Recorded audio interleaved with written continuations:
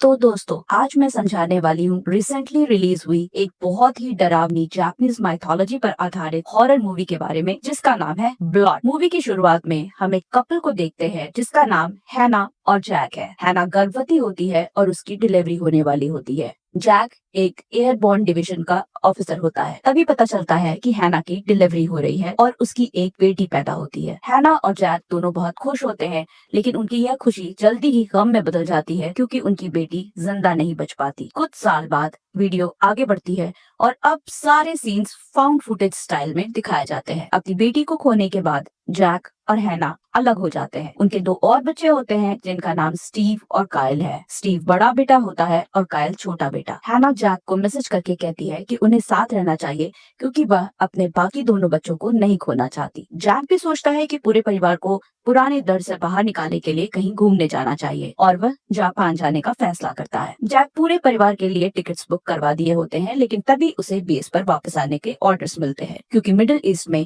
कुछ important matter हो गया था। अब क्योंकि जैक जापान नहीं जा सकता था तो हैना, स्टीव और कायल जापान चले जाते हैं। हैना और बच्चे जापान में बहुत मजे कर रहे होते हैं और वे तीनों एक झील के पास जाते हैं। हैना जैक से बात कर रही होती है कि तभी वह कायल को आवाज लगाते हुए भागने लगती है। अचानक वहाँ भगदड़ मच जाती है और उसके बाद स्टीव जैक को बताता है कि कायल झील में डूब गया था और वह बहुत मुश्किल से बचा। अब जैक न्यूज भी देखता है और न्यूज में बताया जा रहा था कि कायल जिंदा नहीं बच पाया, लेकिन वहाँ के लोगों ने सीपीआर देकर उसे बचा लिया था। यहाँ पर जैक वीडियो में कायल के मुंह से हरे रंग का लिक्विड निकलता हुआ देखता है, लेकिन जैक इस बात पर अभी ज्यादा ध्यान नहीं देता। उसे लगता है कि शायद यह कोई एल्गी या कोई ऐसी तरह की चीज होगी। बहरहाल यहाँ पर जैक के दोस्त रायन को भी यह बात पता चल गई थी, जो जैक के साथ आर्मी में है और वह अपनी ड्यूटी खत्म करके जापान वापस लौट रहा था। कुछ दिन बाद सीन फिर से बदलता है और अब कायल पूरी तरह से ठीक हो चुका है और उसे हॉस्पिटल से डिस्चार्ज कर दिया जाता है। हैना जैक को बताती है कि कायल ने हॉस्पिटल में कुकुम्बर यानी खीरा खाने की डिमांड की थी और अचानक से उसे खीरा खाना पसंद आ गया था, जो कि पहले उसे बिल्कुल भी पसंद नहीं था। बहरहाल अब कायल और स्टीव खेल रहे होते हैं कि अचानक से कायल एग्रेसिव हो जाता है और वह स्टीव को काट लेता है क्योंकि स्टीव ने वहां पर चल रहे एक मेंढक को मार दिया था। जैक को एक वीडियो में ग्लिच भी दिखाई देता है जिसमें वह कायल की आंखों का रंग हरा देखता है। अब जैक पहले अपने सीनियर ऑफिसर से बात करता है और फिर कायल के इस एग्रेसिव बिहेवियर के बारे में रिसर्च करता है, लेकिन जैक को PTSD post traumatic stress disorder के अलावा कुछ नहीं मिलता। जैक कायल के थेरेपिस्ट से अपॉइंटमेंट लेकर कायल के बारे में बात करता है, लेकिन थेरेपिस्ट जैक को यह बताता है कि कायल के उम्र के बच्चों में यह सब नॉर्मल है। फिर थेरेपिस्ट जैक को कायल के एक सेशन की वीडियो भेजता है जिसमें कायल फिर से एक ग्लिच को नोटिस करता है। इसमें उसे कायल की आंखें हरी दिखाई देती है। अब जैक इसके बारे में बहुत गहराई से रिसर्च करता है, जहां पर उसे डार्क थ्रेड्स नाम की एक वेबसाइट मिलती है और वह उस वेबसाइट पर रजिस्टर करने के लिए रिक्वेस्ट भेज देता है। फिर सीन कायल के बर्थडे वाले दिन की तरफ शिफ्ट होता है। जैक ने कायल के लिए एक ड्रोन ऑर्डर किया था। अब जैक कायल के बर्थडे पर उसे विश करता है और फिर उसे इंस्टाग्राम प्रोफाइल पर जाता है। वहां पर पता करता है कि कायल ने एक सेंटीपीड की पोस्ट डालकर कैप्शन में लिख रखा था माई न्यू लव। अब यहाँ से सीन शिफ्ट होकर जैक की तरफ आता है, जो हैना को बताता है कि कायल का गिफ्ट आ चुका है। तभी कायल अपने अकाउंट से जैक को जापानीज में कुछ मैसेज भेजता है। अब जैक इस मैसेज को ट्रांसलेट करता है और कायल ने यह लिख कर भेजा था, जैक जापान आ जाएंगे तो कायल उनके साथ स्विम करने जाएगा, वो भी झील के अंदर, जो कि बहुत ही अजीब बात थी और यह शुरुआत वाले हादसे से जुड़ी हुई थी। जैक इसके बारे में हैना को बताता है, लेकिन वह यह कहती है कि कायल को जापानीज आती ही नहीं। अब तभी यह होता है कि पहले डिलीवरी बॉय कायल का बर्थडे केक लेकर आता है और फिर वह फ्लावर्स लेकर आता है। अब तभी जैक अचानक से कायल को हैना के पीछे सीढ़ियों पर खड़ा हुआ देखता है, लेकिन जैसे ही हैना पलट कर देखती है तो कायल वहां पर नहीं होता। फिर कायल का बर्थडे प्रेजेंट भी आ चुका होता है, जो कि ड्रोन होता है। कायल और स्टीव प्रेजेंट खोलते हैं और कायल वह ड्रोन लेकर बहुत खुश हो जाता है, लेकिन हम नोटिस करते हैं कि जो वीडियो होती है वह फिर से ग्लिच करने लगती है और जैक इस चीज को नोटिस करता है। अब जल्दी से कायल ड्रोन को लेकर बाहर चला जाता है क्योंकि जैक के मोबाइल में स्टीव और कायल दोनों के मोबाइल्स के ट्रैकर्स मौजूद थे।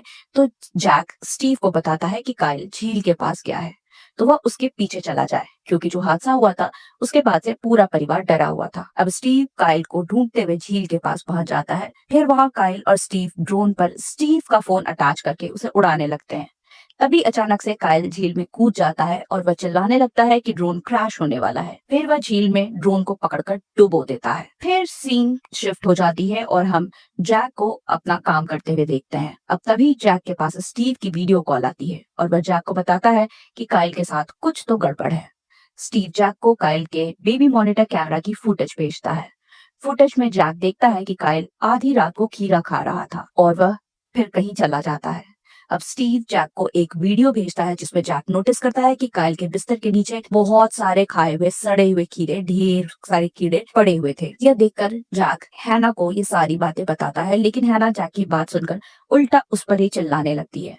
इन सबसे जैक बहुत अपसेट हो जाता है और इसलिए वह बार में जाकर ड्रिंक करने लगता है। यहाँ एक क्लेवर डायरेक्शन का इस्तेमाल किया गया है, क्योंकि हमें दिखाया नहीं गया कि जैक बाहर गया और उसने ड्रिंक की, लेकिन हमने कायल के लैपटॉप पर बार में दी गई टिप और उबर की पेमेंट के नोटिफिकेशंस दिखाए गए हैं। फिर घर आकर जैक हैना को टेक्स्ट करके उससे माफी मांगता है और हैना भी उससे माफी मांगती है। यह पूरा परिवार बहुत ज्यादा ट्रॉमा से गुजर रहा था। पहले इनकी बच्ची बच नहीं पाई और फिर कायल झील में मरते मरते बचा था। इसके बाद जैक हैना की वीडियो देखता है जिसमें हैना अपनी बच्चे की अस्थियां समुद्र में बहा रही होती है। यह सब देखकर जैक और भी ज्यादा अपसेट हो जाता है।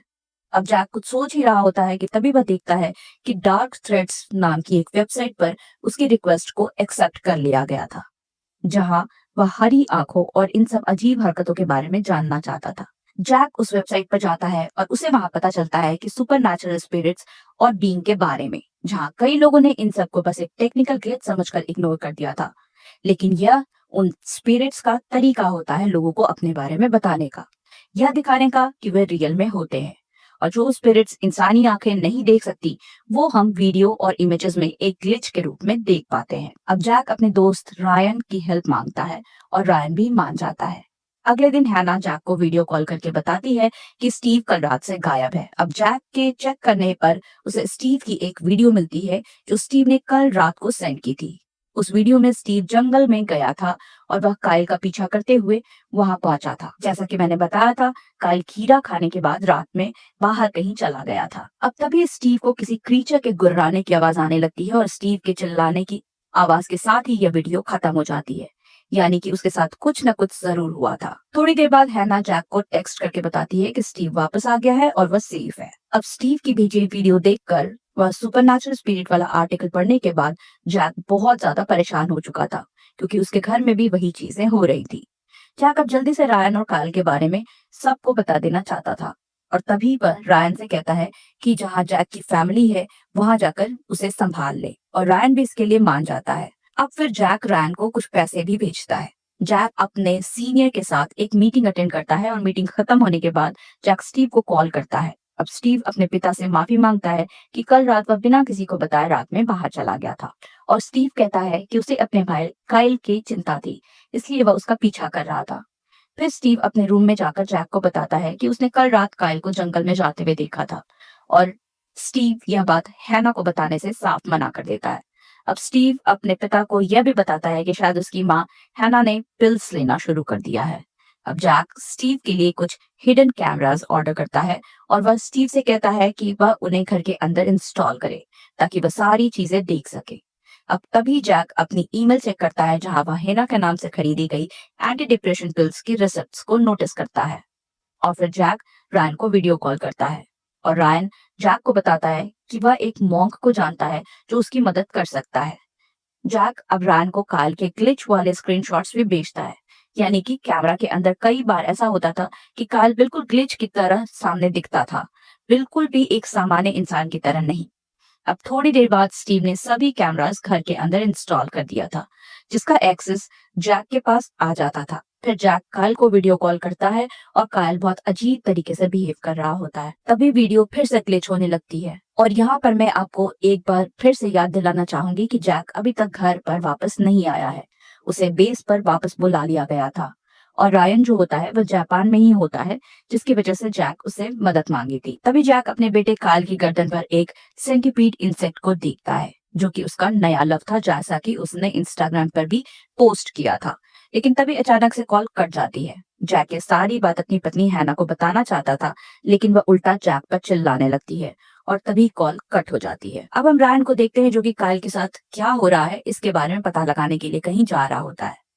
यहाँ पर जब जब मैंने कहा कि हम यह देखते हैं, इसका मतलब है कि या तो उस सीन के बारे में कोई इंफॉर्मेशन लैपटॉप के अंदर देखेंगे या फिर वीडियो कॉल के जरिए। अब तभी रायन जैक को वीडियो कॉल करके बताता है कि वह उस मॉन्क के पास जा रहा है क्योंकि यह समस्या बहुत ज्यादा खतरनाक लग रही थी। फिर थोड़ी देर बाद हैना जैक को कॉल करती है क्योंकि काइल फिर से एग्रेसिव हो रहा था। अब जैक ना तो काम पर फोकस कर पा रहा होता है और न ही अपने परिवार पर। तभी रायन जैक को एक वीडियो भेजता है और वह जैक से कहता है कि वह वीडियो को बीच में पॉज करे, जहां पर एक ग्लिच को नोटिस करता है जिसमें जैक वैसी ही तस्वीर देखता है जैसा उसे काइल की ग्लिच में देखी थी। अब जैक उस ग्लिच वाली चीज का स्क्रीनशॉट लेकर डार्क थ्रेड्स वाली वेबसाइट पर डाल देता है। फिर रायन जैक को वीडियो कॉल करता है और वह जैक को एक मॉन्क से मिलवाता है। वह मॉन्क जैक को बताता है कि जिसने जैक के बेटे काइल को पजेस किया है उसका नाम कप्पा है। कप्पा असल में एक जापानीज माइथोलॉजी क्रीचर है जो तालाबों और झीलों में रहता है। यह एक खतरनाक स्पिरिट होती है जिन्हें कीड़ा खाना बहुत पसंद होता है और इन्हें ताजे पानी से बहुत प्यार होता है, जो यह समझता है कि काइल के मन में अचानक झील, सेंटीपीड और मेंढकों के लिए इतना प्यार क्यों आ गया था। अब इस कप्पा के बारे में जापान में कहा जाता है कि वह बच्चों को पानी में डुबोकर मार देते हैं और कभी कभी वयस्कों को भी। मॉन्क यह बताते हैं कि जैक के केस में कप्पा ने काइल को पसेस किया है और वह धीरे धीरे काइल की आत्मा को खा जाएगा। इससे हमें यह समझ में आता है कि क्यों काइल बार बार एग्रेसिव हो रहा था।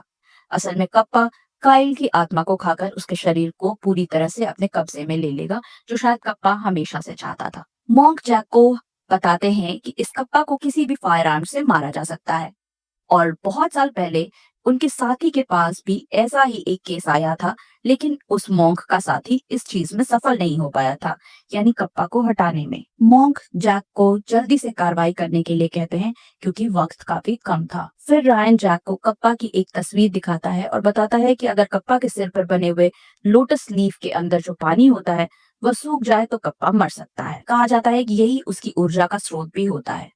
और मेरा मानना है कि रात में जब काइल के अंदर जो कप्पा है वह बार बार झील के पास जाया करता होगा, उसे वह खुद को रिचार्ज करता होगा और ऊर्जा इकट्ठा करता होगा। फिर जल्दी से जैक उस वेबसाइट पर जापान में हुए कप्पा पोजीशन वाले केस के बारे में रिसर्च करता है। थोड़ा ढूंढने के बाद उसे वह केस मिल जाता है जो चक ग्रे के बारे में था, जिसे उसके पिता डेरिक ग्रे ने घर के अंदर जिंदा जला दिया था। डेरेक का कहना था कि अगर वह ऐसा नहीं करता तो कप्पा उसके बेटे की आत्मा को ही खा जाता। अब यहाँ जैक को समझ आ चुका था कि कप्पा के सिर पर बने हुए लीफ के अंदर जो सूखा पानी होता है वह आग की वजह से सूख जाए तो कप्पा मर जाएगा और यही तरीका था काइल को बचाने का। अब जैक रायन को चक ग्रे वाले केस के बारे में बताता है और जल्दी से रायन से कहता है कि वह उसके बेटे काइल की मदद करे। थोड़ा और चेक करने पर जैक को पता चलता है कि डेरिक अब जेल में है, तो जैक उस व्यक्ति से मदद मांगता है जिसने डेरिक वाले केस पर आर्टिकल उस वेबसाइट पर डाला था। अब तभी हम जैक को डेरिक की कॉल का इंतजार करते हुए देखते हैं और थोड़ी देर बाद डेरिक जैक को वीडियो कॉल करता है।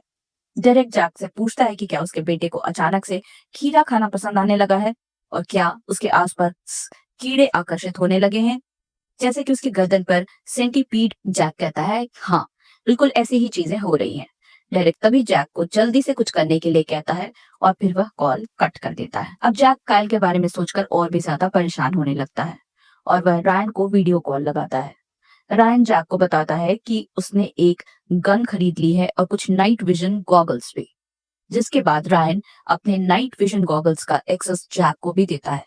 फिर रायन कप्पा को ढूंढने निकल पड़ता है। जैक हैना के टेक्स्ट को देखता है और वह हैना को वीडियो कॉल करने लगता है। हैना बाथटब में नहा रही होती है और बहुत अजीब बिहेव भी कर रही होती है। जैक हैना के पीछे एक सेंटीपीड को देखता है और हैना उस सेंटीपीड को मार डालती है और जोर जोर से हंसने लगती है। यहाँ पर अचानक से वीडियो ग्लिच होने लगती है और तभी कॉल भी कट हो जाती है। जैक अब वापस से वीडियो कॉल करने की कोशिश करता है लेकिन हैना कॉल नहीं उठाती। फिर जैक रायन के नाइट विजन गॉगल्स का एक्सेस लेता है और अपने लैपटॉप में एंटर करता है। जैक वह देख पा रहा था जो रायन देखता है। जैक को वहां एक पेड़ के पीछे कुछ दिखाई देता है और वह रायन को भी बताता है, लेकिन यहाँ पर एक बहुत बड़ी दिक्कत हो जाती है। रायन ने जो नाइट विजन गॉगल्स लिए थे वे अचानक से काम करना बंद कर देते हैं और कप्पा रायन को जान से मार डालता है। अचानक से नाइट विजन गॉगल्स भी बंद हो जाते हैं। अब जैक से और नहीं रहा जाता और वह खुद जापान चला जाता है जहाँ पर हैना और उसके बच्चे रुके हुए थे। जैक अब उस घर में जाता है और अंदर जाने से पहले वो अपने मोबाइल में वीडियो रिकॉर्डिंग चालू करता है। अंदर उसे कोई नहीं मिलता और वह बाथरूम में जाने पर उसे हैना की लाश मिलती है जिसे कप्पा ने मार दिया था, क्योंकि काइल ने पोस्ट डाली थी कि वह सेंटीपीड उसका न्यू लव है और हैना ने उस सेंटीपीड को मार दिया था। तो गुस्से में कप्पा ने हैना को मार दिया होगा। जैक को पूरे घर के अंदर कोई नहीं मिल रहा था और वह सभी कैमरास को चेक करता है तो उसे कैमरा नंबर 2 के अंदर एक ग्लिच दिखाई देती है और यहाँ पर हम उस कप्पा की एक झलक भी देख पाते हैं जो कि बहुत ही वियर्ड सा था। अब यह सब देखकर जैक को कुछ भी समझ में नहीं आता और वह घर में आग लगा देता है और वह यह सोचता है कि काइल और स्टीव बाहर गए हैं। आग की गर्मी की वजह से कप्पा के सर की लीफ के अंदर जो पानी था वह सूखने लगता है और कप्पा भी धीरे धीरे मरने लगता है और हम सब यहाँ पर कप्पा की दर्दनाक चीखने की आवाजों को सुन पाते हैं।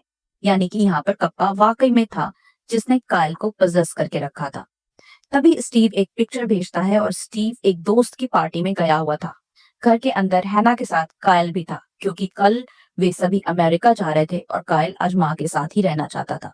अब जैक कैमरा के अंदर देखता है कि काइल घर के अंदर ही था और वह उसे बचाने के लिए भागता है। अब यहाँ से सीन शिफ्ट होता है जहाँ पर हम देखते हैं कि पुलिस ने जैक को पकड़ लिया था क्योंकि उसने घर के अंदर आग लगा दी थी, लेकिन जैक ने काइल को बचा लिया था। और फिर अमेरिका जाकर जैक के ऊपर ट्रायल शुरू होता है। स्टीव का यह कहना था कि जैक एक बहुत अच्छे पिता हैं और हैना की माँ भी यह कहती है कि जैक एक बहुत अच्छा हस्बैंड था और वह ऐसा कभी नहीं कर सकता, यानी कि जानबूझकर अपनी बीवी को मार देना। आखिर में लॉयर कायल से पूछते हैं जैक कैसे पिता है, तो कायल कहता है कि जैक एक बहुत अच्छे पिता हैं और वह उसके हीरो हैं।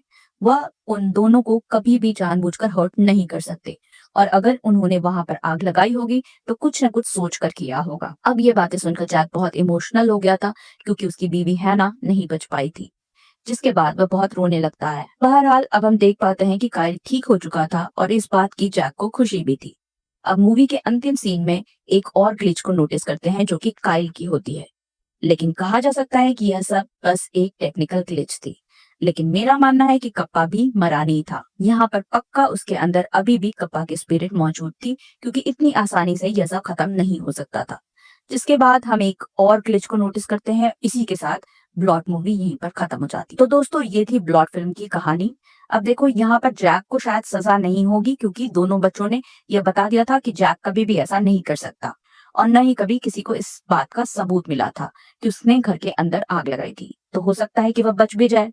बात रही डेरिक के बारे में तो वह नहीं बच पाया था क्योंकि उसके खिलाफ सबूत मिल गए थे और शायद वह अपने बेटे को भी नहीं बचा पाया। लेकिन यहाँ पर हमने नोटिस किया कि काइल और स्टीव दोनों बच गए थे, लेकिन दुख की बात यह थी कि हैना नहीं बच पाई। और मेरा मानना है कि जो कप्पा था उसने शायद हैना को पजेस कर लिया होगा क्योंकि हमें बताया गया था कि फोकलोर के हिसाब से कभी कभी वयस्कों को भी पजेस कर लेता है, क्योंकि जिस तरह से हैना बिहेव कर रही थी, उसका अजीब तरीके से हंसना और ये सारी चीजें इंडिकेट करती हैं कि शायद पजेशन उसकी तरफ कर गया होगा। या फिर यह भी हो सकता है कि हैना ने कप्पा से डील कर ली होगी कि उसके अंदर आ जाए ताकि वह उसके बेटे को छोड़ दे। अब यहाँ पर ये कप्पा वाली जो बात हो रही वह जापानीज फोकलोर में काफी फेमस चीजों में से एक है और लोगों का मानना है कि ये कप्पा सच में होते हैं और आज भी एग्जिस्ट करते हैं। झीलों के आसपास ये लेक स्पिरिट्स होती हैं। अब देखो जापानीज फोकलोर के हिसाब से कप्पा एक मिस्टीरियस ह्यूमनॉइड वाटर क्रीचर होता है जिसकी पीठ टर्टल लाइक शेप की होती है और उसके सिर पर एक लोटस शेप या फिर डिश होती है जिसके अंदर पानी भरा होता है जो कि उसकी शक्ति का स्रोत होता है। इस मूवी के अंदर भी यही बताया गया है कि अगर उसको सुखा दिया जाए तो कप्पा को खत्म किया जा सकता है। इनफैक्ट मेरा मानना है कि जिन बच्चों ने पोकेमॉन देखा होगा तो उनको पता होगा कि इस तरह का एक पोकेमॉन भी एग्जिस्ट करता है और उस पोकेमॉन का नाम है लोटड। और आपको यह बात याद होगी कि शुरुआत में कायल जो था वह झील के अंदर ही डूब गया था, तो शायद कप्पा ने उसको बुलाया होगा, अपनी तरफ अट्रैक्ट किया होगा क्योंकि ये बहुत ही ज्यादा चंचल होते हैं और ये लोगों को अपनी तरफ बुलाते हैं, खासकर बच्चों को, जिसके बाद में उसको डुबोकर मार डालते हैं या फिर उन्हें पजेस कर लेते हैं। तो उम्मीद करती हूँ आपको ब्लॉट फिल्म पसंद आई होगी। पसंद आई है तो वीडियो को लाइक कर दीजिए, चैनल पर नए हैं तो सब्सक्राइब कर लेना और अगर आपका कोई डाउट है तो आप कमेंट सेक्शन में मुझसे पूछ सकते हैं। तो मैं आप सबको मिलती हूँ अगली वीडियो के साथ। तब तक के लिए हमारी बाकी वीडियोस देखना बिल्कुल ना भूलें।